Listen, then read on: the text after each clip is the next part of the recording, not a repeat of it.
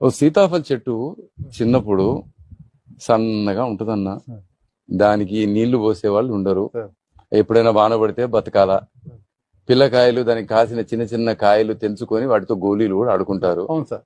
వస్తా పోతా కర్ర తీసుకొని సీతాఫలం చెట్టుని కొడతారు. అవును సార్. సీతమ్మ వారు ఎంత బాధపడ్డారో సీతాఫలం అన్ని బాధలు పడుతుంది. ఓకే. కానీ ఎక్కడో ఆకుల మాటున ఒక్క కాయని, పెద్ద కాయని దాచిపెట్టుకొని పండిస్తుంది అన్నది వాస్తవం సార్. దాంట్లో మనం అందరం ఈ రేగడి భూముల నుంచి వచ్చిన వాళ్ళం కాబట్టి మనకి కథ తెలుసు. వానలు లేని భూముల నుంచి వచ్చినాం కాబట్టి మనకి తెలుసు. దాంట్లో అన్న ఆ బరువుకి ఆ కొమ్మ ఏదైతే ఉంటుందన్న సగం ఇరుగుతుందన్న. అవును సార్.